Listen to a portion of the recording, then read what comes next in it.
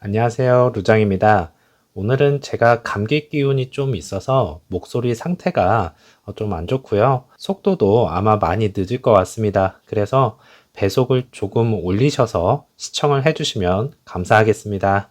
12월 고용 보고서에서 고용이 예상보다 강하게 나왔지만 인플레이션의 척도로 여겨지는 임금 상승률이 예상보다 둔화가 되면서 연준의 긴축 장기화를 우려하던 시장에 일단은 안도감을 안겨주었습니다. 연준의 고강도 긴축 속에 마침내 가파른 임금 상승세가 꺾이고 있다는 신호로 해석이 되면서 3대 지수 모두 상승으로 이어졌고, 나스닥의 경우 장 초반 크게 흔들기를 하다가 얼마 지나지 않아서 지속적인 상승으로 이어지면서 마감이 되었고, 다행히 추가적인 하락 없이 상승으로 이어져서 천만 다행입니다. 빅스 지수 또한 하락을 한 것과 10년물 국채금리도 재차 상승을 우려를 했지만 크게 하락으로 이어져서 다행이라 생각되네요. 전기차 섹터주 흐름은 리비아는 0.97%가 하락을 하였고 테슬라는 2.47%가 상승을 하면서 마감이 되었는데요. 테슬라 정말 대단하긴 합니다. 중국에서의 차량 가격을 다시 할인을 하면서 풀이장에서부터 마이너스 8% 정도가 하락을 하면서 시작을 하였는데요. 장 마감에는 이렇게 말아 올렸네요. 루시드는 1.76%가 상승하였고 애프터 장에서는 마이너스 0.31%가 하락을 하면서 6.34불로 마감이 되었습니다. 오더플로에서는 오랜만에 라지, 미디움, 스몰캡에서 매수가 더 많았고요. 1분봉에서는 나스닥의 흐름과 유사하게 흘러가면서 장 초반 크게 한 차례 떨구면서 6.09불을 기록을 하였습니다. 그래서 한 주 동안 마이너스 6.88%, 한 달 동안 26.47%가 하락을 하면서 한 주도 마감이 되었네요. 기관 점유율에서는 728개의 기관이 들어와 있고 682개의 롱 포지션을 아직까지 취하고 있는 상황이지만 전체적인 점유율은 65.69%로 떨어진 상황입니다.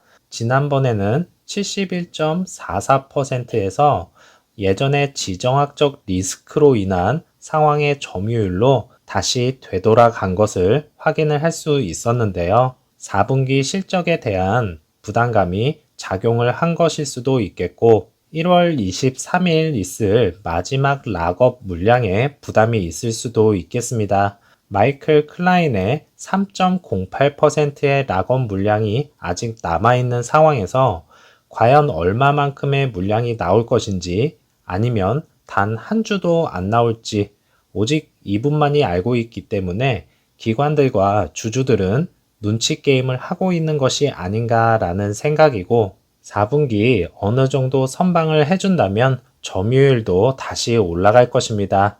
4분기 실적 발표 예정일은 2월 27일로 예정이 되어 있고 주당 마이너스 0.42에서 0.43달러의 수익을 보고할 것으로 예상을 하고 있고 컨센서스 추정치는요, 전년 동기 대비 1320.99%가 증가한 366에서 375 밀리언 달러 순매출을 예상을 하고 있는 상황입니다. 차량 생산에 있어서는 7,000대는 생산이 이루어졌을 것 같은데 딜리버리 수량에서 차이가 있을 것으로 실적이 어떻게 나올지 가늠하기가 힘드네요.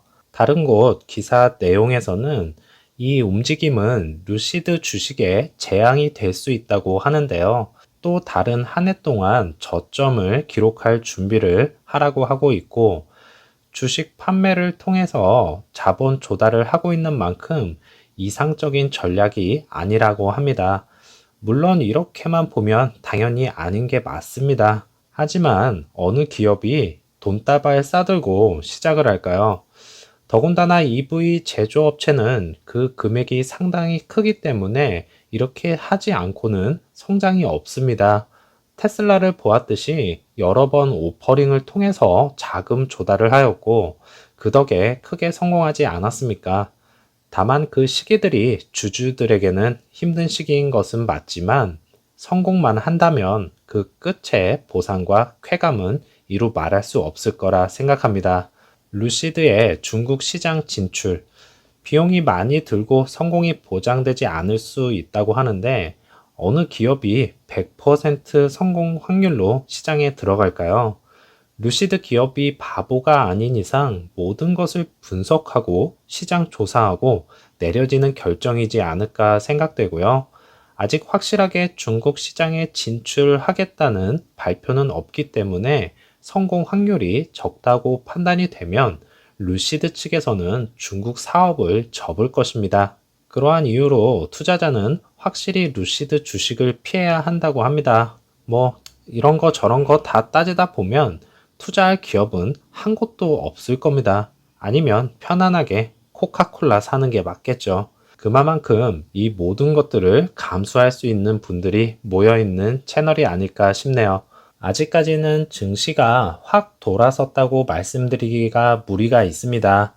대부분의 모든 지표 상승률이 둔화의 모습을 보여주고는 있지만 인플레이션이 확실히 꺾였다고 판단하기에는 이르지 않나 생각되고 수많은 폭풍우가 지나가고 있는 지금이 마지막 최대 위기일 것 같습니다. 힘내시기 바라겠고요. 한 주 동안 고생 많으셨습니다.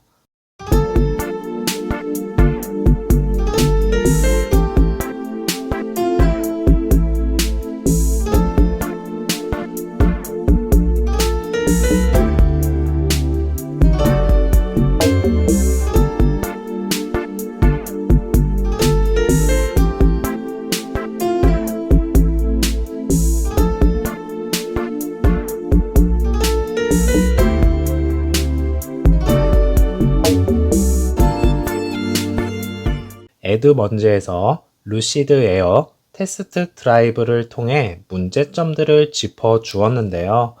셀룰러 연결이 끊어지고 키에 문제가 생겨서 차량이 잠겼다고 합니다. 럭셔리 세단 운전석 뒤에서 많은 시간을 보냈고 풍부한 힘과 부드러운 승차감 등을 통해서 6시간 동안 운전할 수 있었다고 하면서 운전자 보조장치와 문 닫힘 문제, 무선 소프트웨어 업데이트 등을 문제점으로 꼽았습니다. 하드웨어는 강력한데 소프트웨어 부분에서 아직까지 불안한 것은 사실입니다. 소비자들이 가장 원하는 차량이 편의 기능도 물론 중요하겠지만 차량이 갑작스럽게 먹통이 되는 것은 절대로 있어서는 안 될 일이기 때문에 이러한 문제점들도 해결을 해 나가야 할 것이고 소프트웨어 팀은 정신을 똑바로 차려야 할 것입니다. 멜로 파크 로즈우드 샌드힐 호텔은요, 루시드 에어와 새로운 파트너십을 통해서 EV 생활 편의 제공을 한다고 합니다. 1년간 계약으로서 호텔에 차량 제공을 하는 첫 번째 파트너십이라 말을 하면서 앞으로 호텔 투숙객들에게 루시드 홍보와 함께 차량을 이용할 수 있도록 함으로써 루시드 에어의 매력을 느낀 투숙객은 차후에는 구매라는 옵션으로 다가와 주었으면 좋겠습니다. PIF에서 태양광 에너지 사업 부문에 중국광 태양광 모듈 업체인 론지 기업과 태양광 PV 제품 및 서비스 제조를 위한 공동 개발 계약 체결을 하였습니다. 2021년부터 2025년에 유틸리티 및 재생 에너지를 포함한 부분을 잠금 해지하도록 지원을 하고 있고 이미 건설 쪽은 대부분 기업들과 체결이 이루어져 있는 단계이고 또 다른 분야 에너지 사업 부분에서 발표가 시작이 되었다는 것을 알 수가 있었네요. 그런데 이 론지 솔라라는 것이 실리콘 태양광 전지 효율이 26.81%를 달성을 하면서 세계 신기록을 달성을 하였는데요. 태양광 전지는 제 전문 분야가 아니어서 깊게 설명을 못 드리겠지만 간략하게 설명을 드리자면 태양 빛을 받게 되면 그 열로 인해서 전류가 생성이 되고 그 전류를 일반 전기 기구에 사용할 수 있는 구조인데요.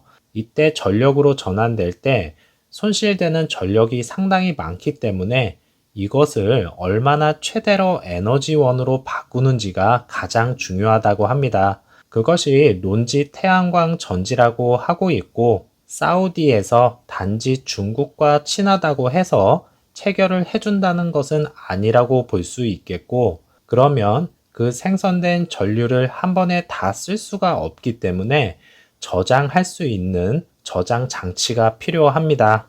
그것이 바로 루시드 기업이 크게 발전할 수 있는 ESS 저장 시스템인데요. 아시다시피 루시드의 배터리 효율성은 세계 최고 수준인 것을 감안할 때, 그리고 사우디의 대주주가 PIF이지만 앞선 기술력과 효율성을 고려해서 체결을 했던 것으로 보아 루시드의 ESS 저장 시스템을 활용할 확률이 높지 않나 생각되네요. 사우디에서도 에너지 사업 부문에 체결이 이루어지고 있는 만큼 루시드 측에도 좋은 소식이 들려와 주었으면 좋겠습니다. 즐거운 주말 보내시고요. 다음 영상에서 찾아뵙겠습니다. 감사합니다.